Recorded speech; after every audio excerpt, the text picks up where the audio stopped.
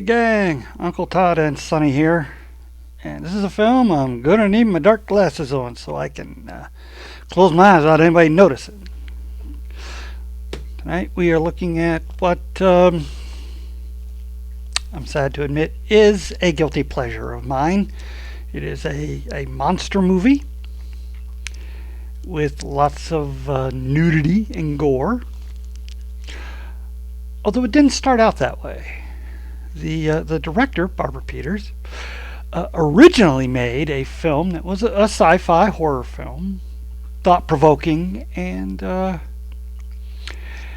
was focused on the relationships and how these people were dealing with this unbelievable phenomenon that your towel's a little crooked here. Unbelievable phenomenon they find themselves in.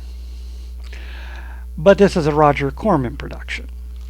And he took a look at it and said, obviously, being a student of Joe Bob Briggs's drive-in theater philosophy of the three B's, boobs, blood, and beast, said they needed more of all three.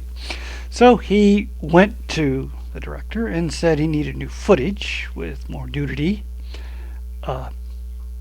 shots of the monsters assaulting the women, and some more gore. She refused.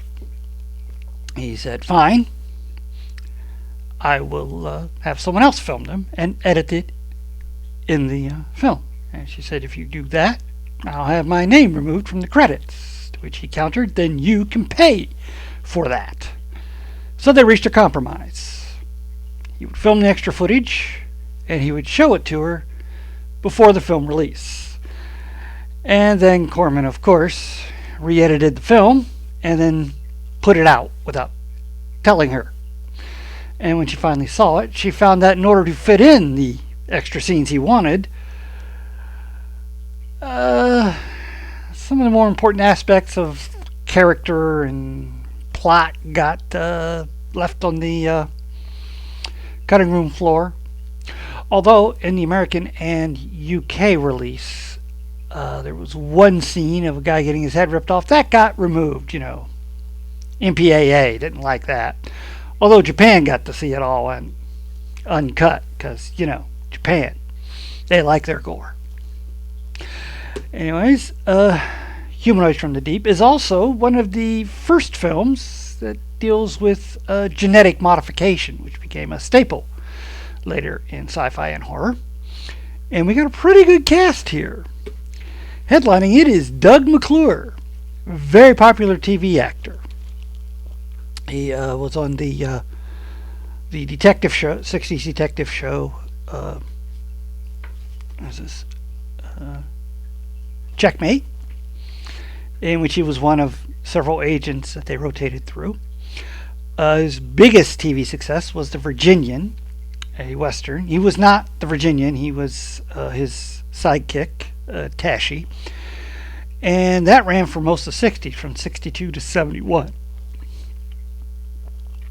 Other TV work included the short-lived rotating spy show Search, in which three different agents rotated episodes.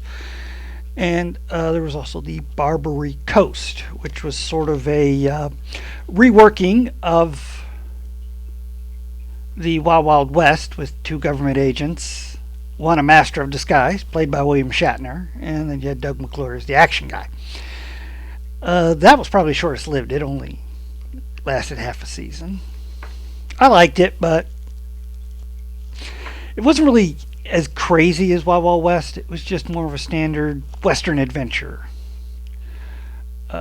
One of his other TV successes was in the 90s in the syndicated Out of This World sitcom, in which a woman fell in love and married a man who turned out to be an alien, and he had to return to his home planet.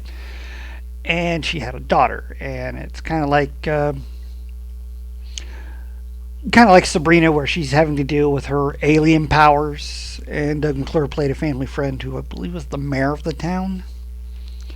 Some of his film work, though, he made Some really good sci-fi films. Let's see, there was and some horror films like the TV movie Satan's Triangle.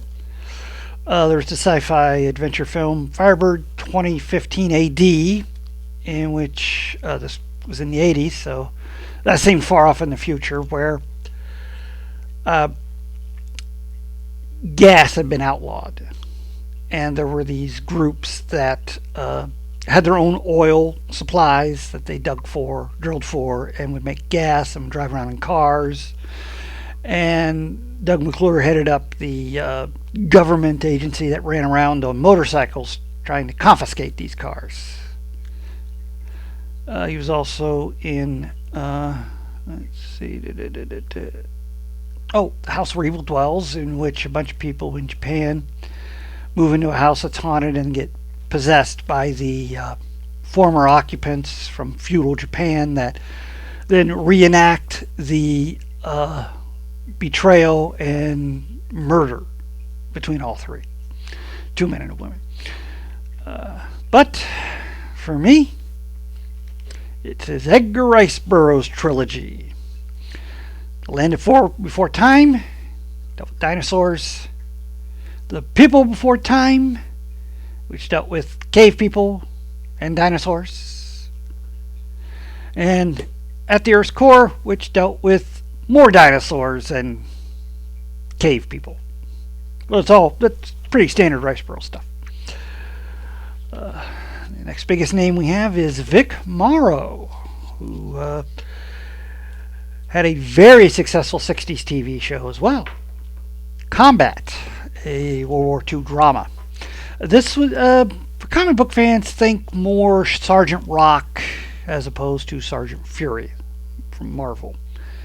It's a very serious war show, and probably the longest running of shows set during World War II. Certainly longer than Rat Patrol, or maybe as long. Let's see, 62 to 67.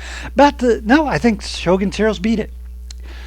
Anyways, his film work included King Creole as a gang leader opposite Elvis Presley.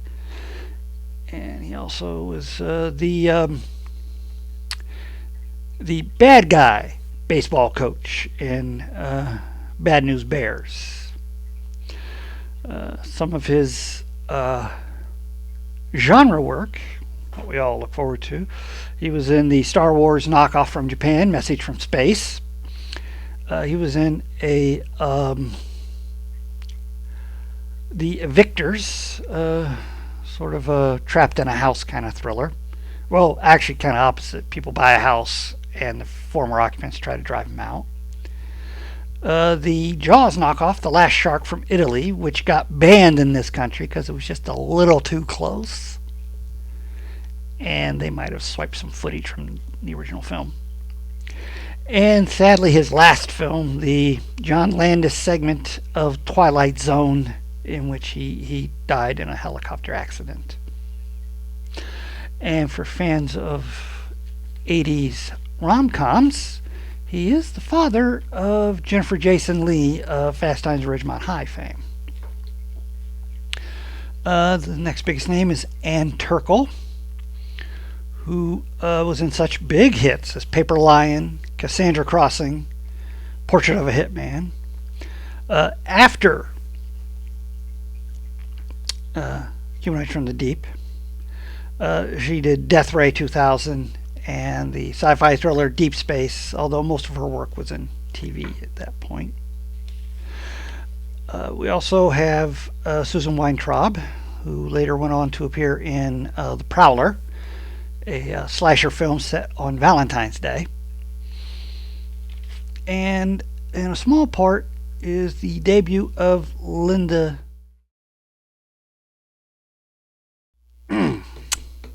Yeah, let's try that again. Debut of Linda Sane. After this, she would go on to appear in the comedy Screwballs. Her name was Bootsy Goodhead, so I think you know what kind of film that is. And she also was in the horror film Graduation Day. She appeared in a few more films like Munchie, but she's best known today for her work as a producer, director, and writer. Well, we open our film with a fishing trawler trying to catch some fish.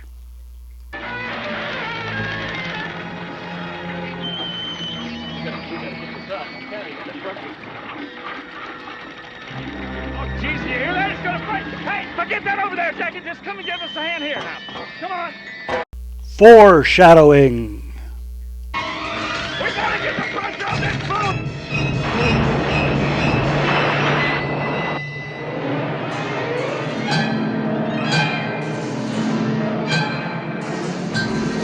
I gotta save it, boy. I gotta get in there. I gotta.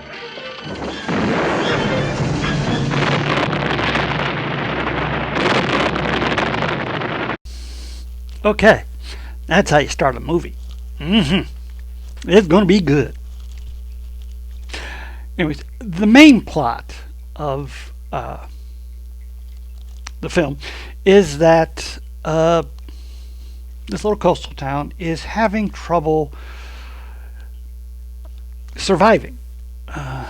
Basically, the waters have been played out. It's a fishing community. Everybody fishes. Nobody's bringing in anything. But this cannery's coming in. And they're promising. They have a method that will not only increase the number of fishes, but the size too. Now, opposed to this is the natives that live there, led by Johnny Eagle. And now, the explosion, nobody is really that concerned. It was an old boat. It leaked oil. It was something that was bound to happen. It was a tragedy, but obviously it was an accident of some kind. Nobody thinks anything untoward happened. Well, the next day, something even more devastating happens.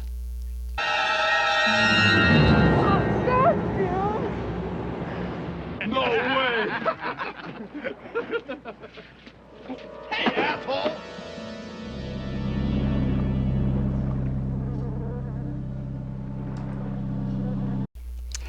Yep. Tragedy. Oh, those are our main characters. The Hills, that's Doug McClure and Susan Weintraub playing that couple. And of course, you've got Vic Morrow playing Slattery. And everyone's dog has been killed. Well, all but one.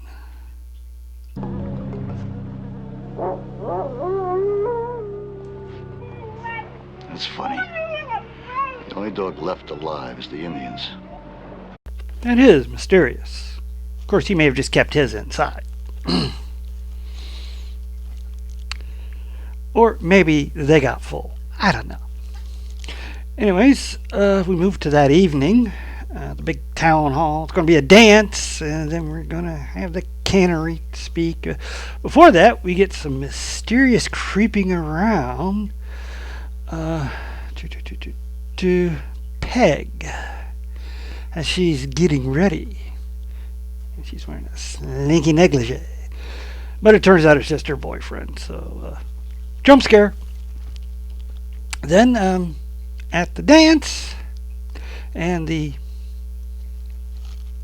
presentation, we meet the scientist who's going to be responsible for all this renewed fish in the community.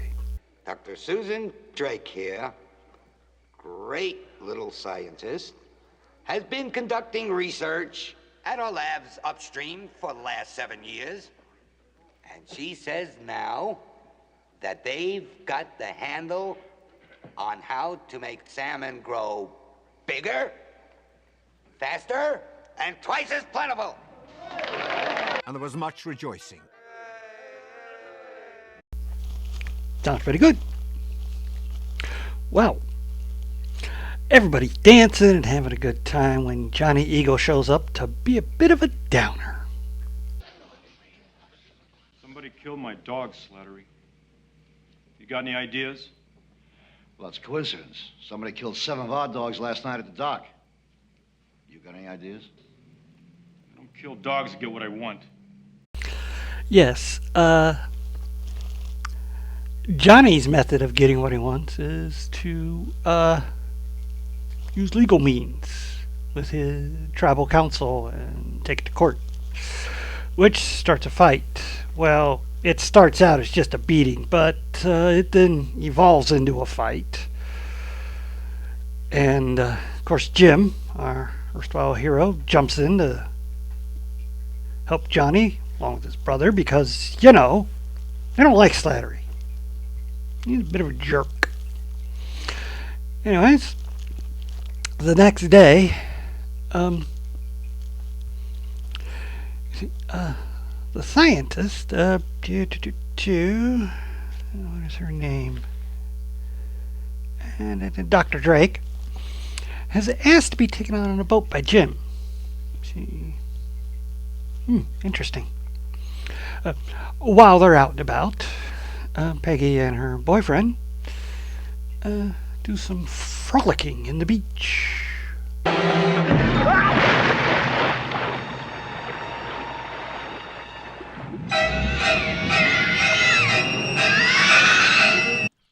I've had worse.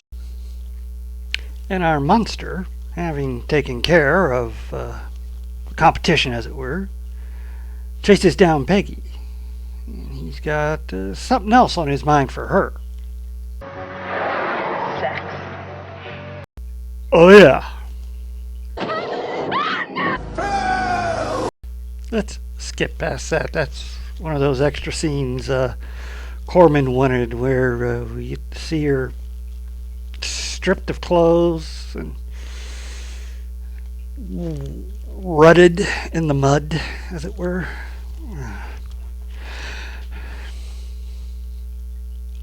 Hey, let's check on Dr. Drake. Yeah, let's do that.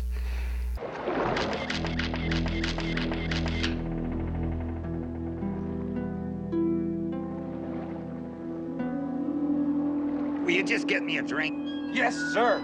See what it was? No, I didn't. Well, what was she shooting at? I don't know, but something cut that line. I think she knows what's going on. Well, let me get back. We learn that Jim, who doesn't really like Slattery, doesn't really like the cannery people, but he thinks that the cannery is it's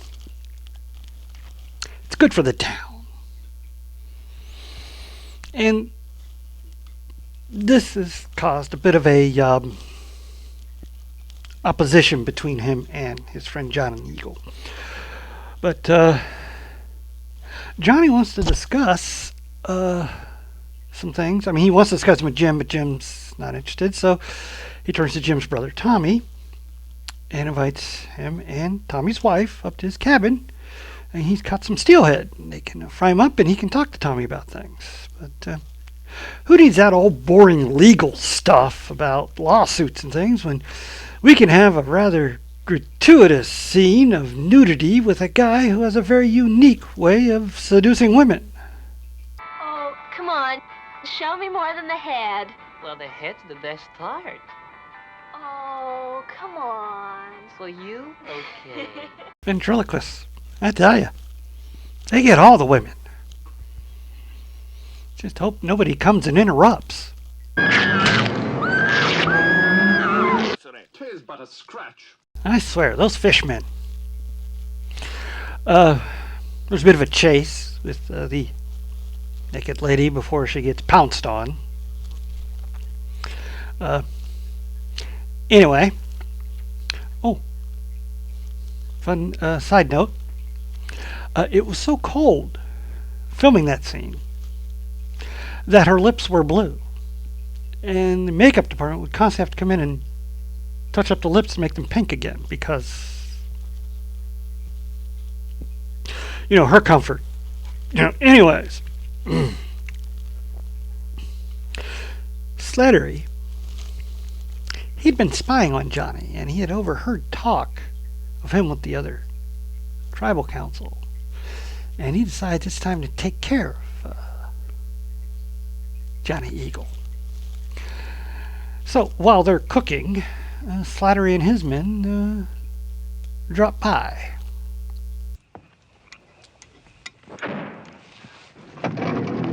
Tommy, get down!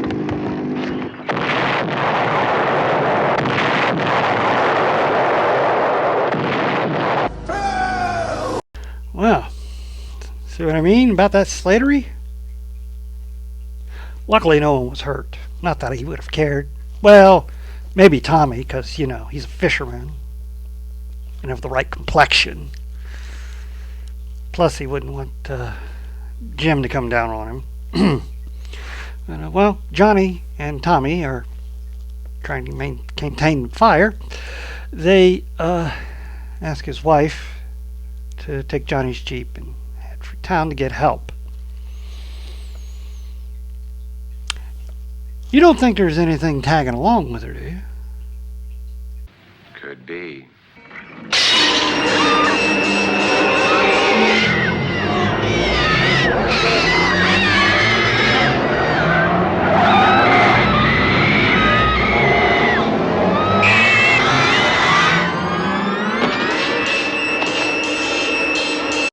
Well, took care of him pretty easy.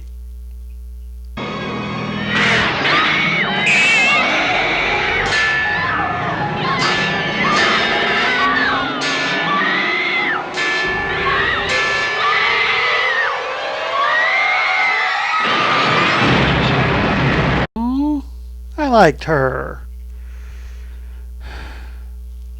Sadly, things aren't going much better over at Johnny's place either.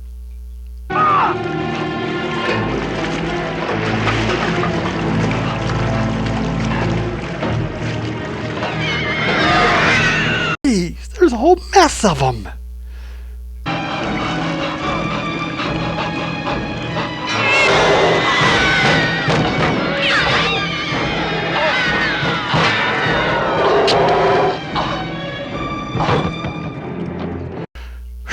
Good thing Johnny got to him in time.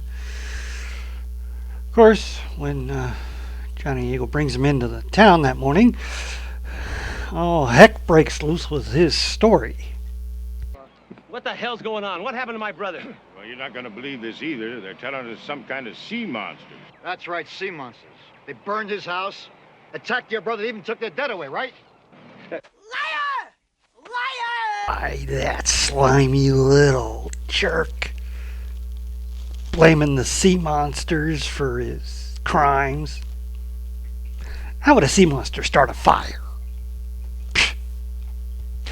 Well, Johnny, Dr. Drake, and Jim, they all head out in Jim's boat to try and see if they can find these monsters or the missing teenagers. Where do you want to bet they find both?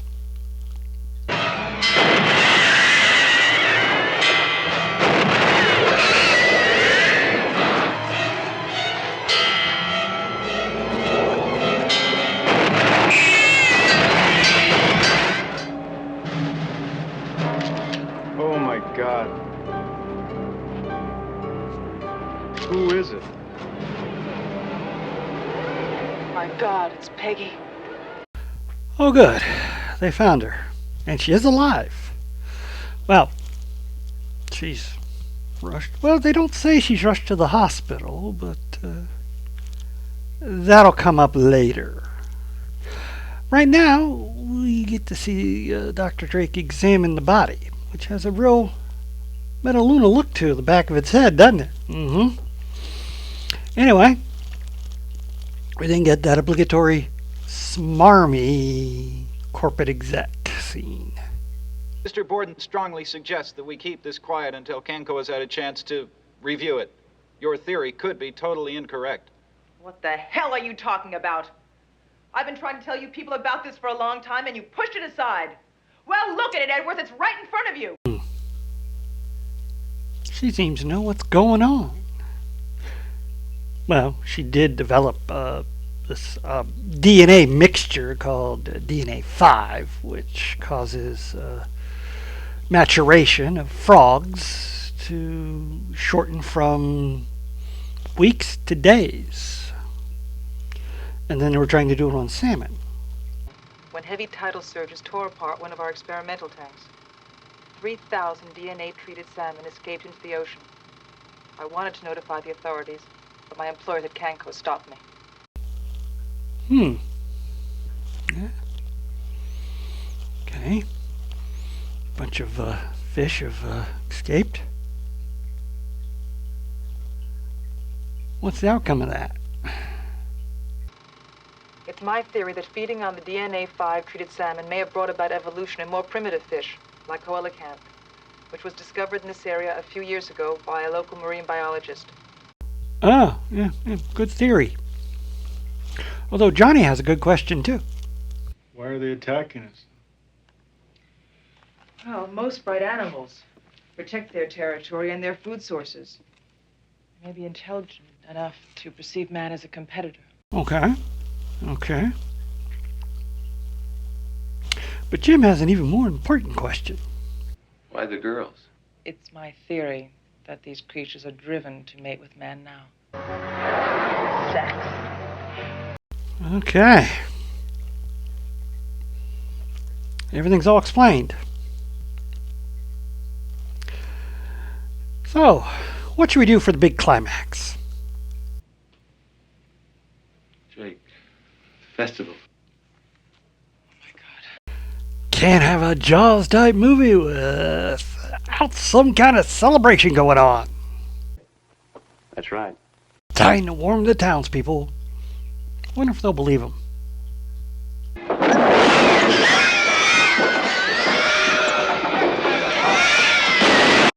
Oh, well, yeah, I'd do it. I'd believe that. Pandemonium explodes as they're attacking everything. Oh, remember I said Linda Shay had her debut in this film? Well, here's the only scene I can really show.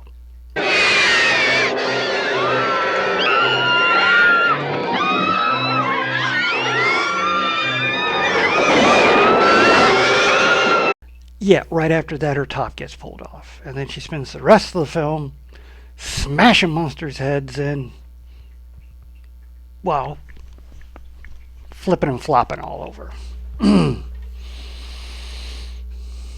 Anyway, you know how I've been ragging on Slattery? Well, he's not a total lost cause.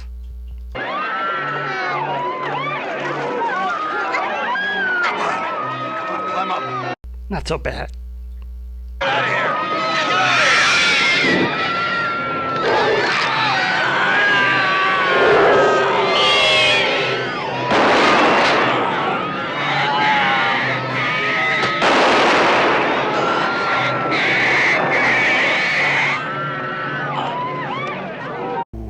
Is this Slattery's comeuppance?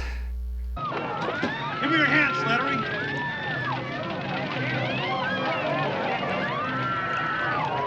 Damn it, give me your hand.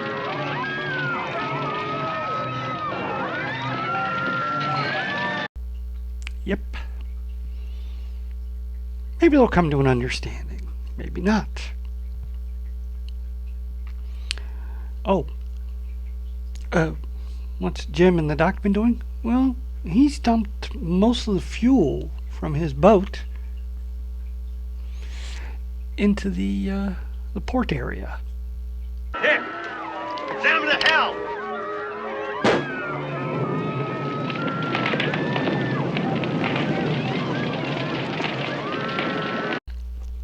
Yep. Well, with that and the townspeople gathering together and taking out these creatures that are driving them off, Jim remembers his wife's back at home.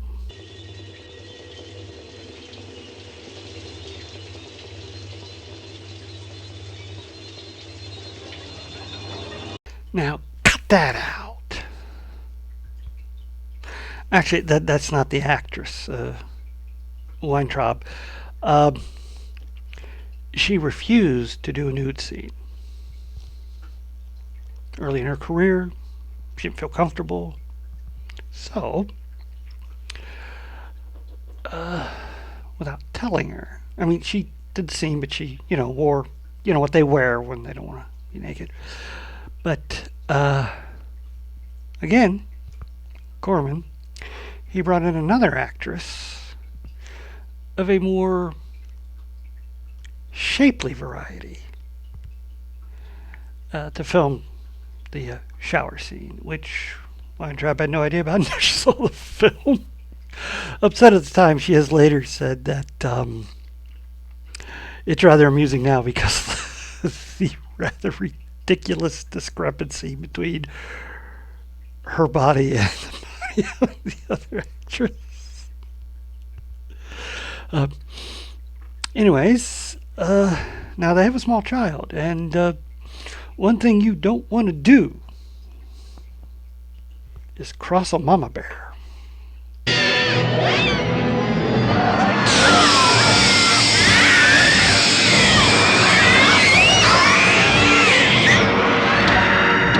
Hope there aren't any more out there.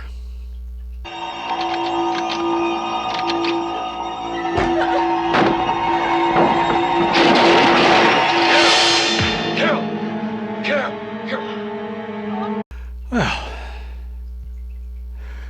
that's good. Baby's safe.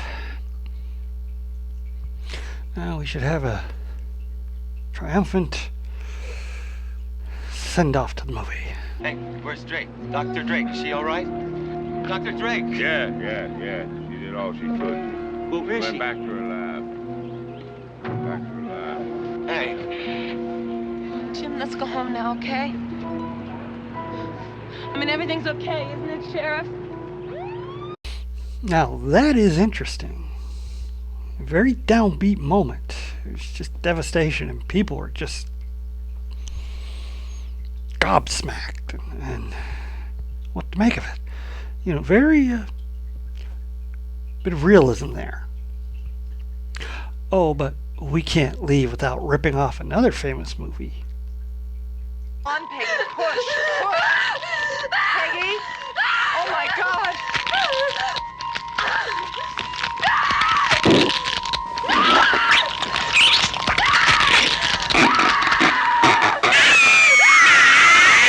I'm shocked. Yep. Alien. And it seems the good doctor wasn't all good after all, was she? I bet that they're having her at the lab at the cannery.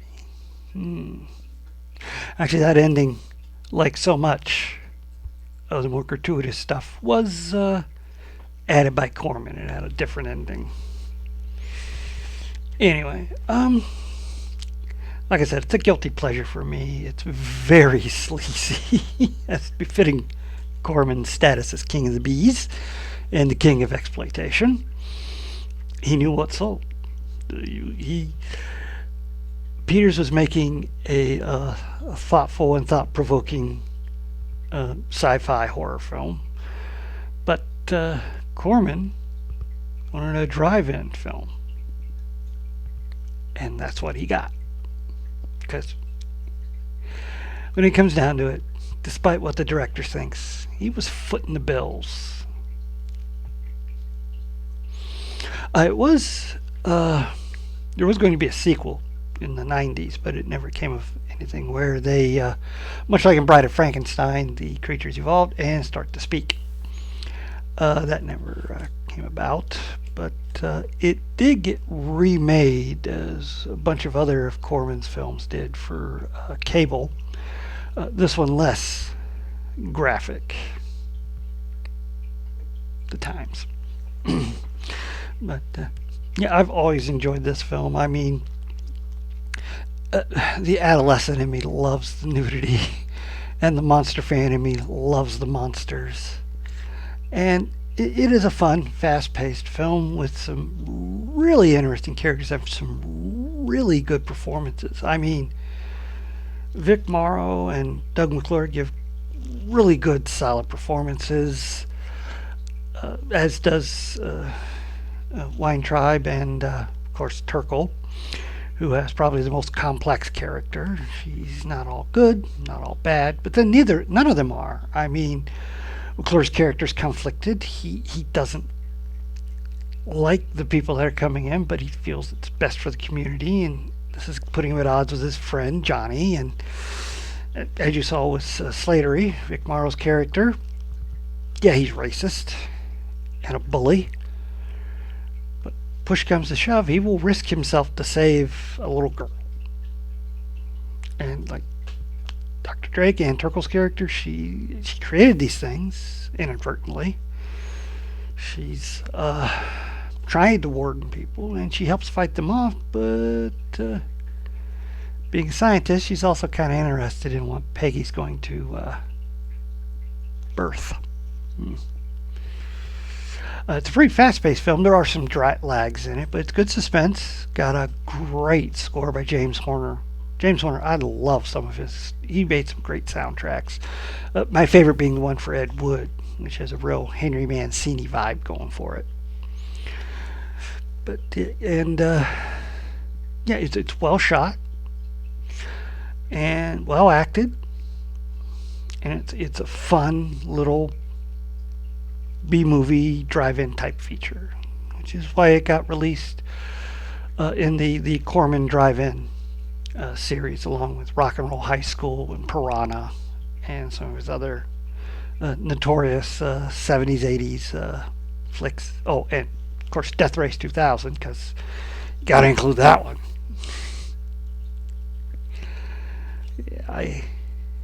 What can I say? It's not a film you can brag about liking, but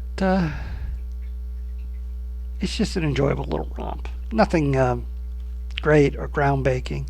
Although, as I said before, it is the first film to actually explore genetic enhancements and the outcome of that, film-wise. And the creatures look great. With the crazy brains that are exposed in the back. Like I said, very Metaluna-ish from the Silent Earth, and the extended limbs and stuff. It's all a lot really good stuff. And if you're not too offended by some of the sleazier aspects, it's a pretty good horror flick, and you might want to check it out. Please hit like, share, and subscribe, and as always, stay after for my favorite scene.